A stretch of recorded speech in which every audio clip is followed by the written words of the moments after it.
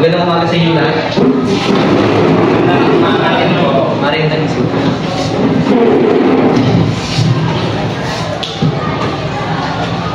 Magandang araw sa lahat ng SK Kagawad na Dumalo.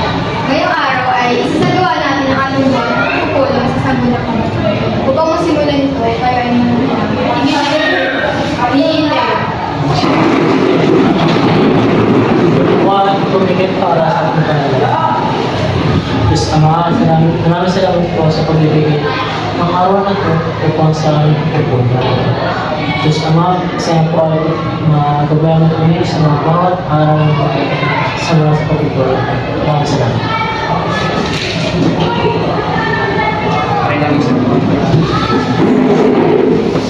Ngayon naman, ay katawagin natin ang mga presensya ng opisyal sa SK. Ang mga dumalo ay si Arjuli at Leonard, Christian, Leo, at yung hindi dumalo ay si Julie. Magandang umaga ulit sa ating lahat. Napatawag isang pagpupulong dahil napagtanto ko na magugustuhan ito ng ating barangay. Dahil dito, gumawa ko ng tatlong agenda. Una, ang sports program. Pangalawa, ang programang pangkalikasan. At ang pangatlo, scholarship para sa mga kabataan. Kagawad ng Julie, kamusta ang ating sports program para sa mga kabataan? May plano po tayo magsigawa ng basketball at volleyball league upang mahikayat ang kabataan sa healthy lifestyle. Sa ngayon, inaayos na natin ang tentative schedule ng paliga at nakikipag-ugnayan na tayo sa mga posibleng sponsors. Kamusta naman ang ating budget?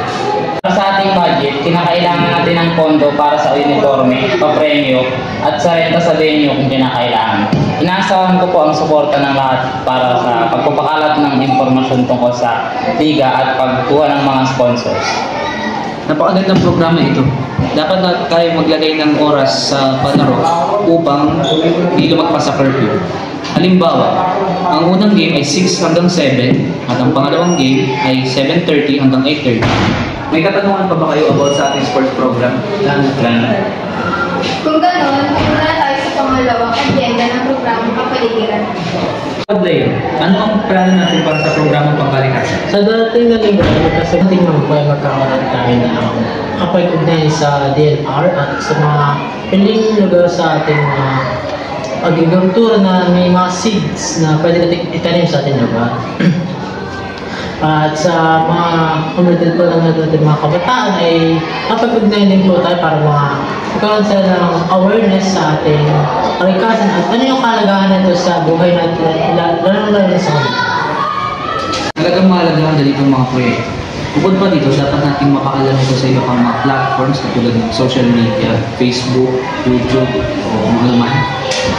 May katanungan po ba kayo about sa topic na ito? Kung gano'n, pupunta na tayo sa pangatlong agenda. Scholarship o edukasyon para sa kabataan. May mga kabataan tayong gusto mag-aral ngunit tapos sa budget. May nakalaan tayong pondo para sa SK Educational Assistant Program. Sa susunod na linggo, maaari na mag-apply ang mga kwalipikadong estudyante. Hinihikayat natin ang lahat ng kabataan na nangangailangan ng tulong pinansyal na samantalayin ang oportunidad na ito. Napakalaga ng programang ito. Tiyak na matutuwa ang mga kabataan. May iba pa ba kayong katanungan? Wala na.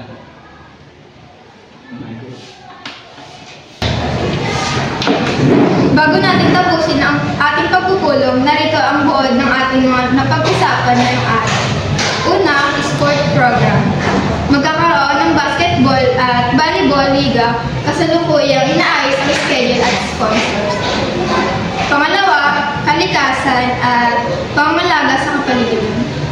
Isasagawa ang tree planting at clean up drive, pati na rin ang waste segregation program. Pangatlo, scholarship at education. Magbubukas ang SK Educational Assistant Program para sa mga estudyante na nangangailangan ng tulong pinansyal. Maraming salamat sa inyong aktivong pakikilahok. Ang sunod nating pagpupulong ay susunod na buwan. Naway patuloy natin pagandahin ang ating barangay. Maraming salamat.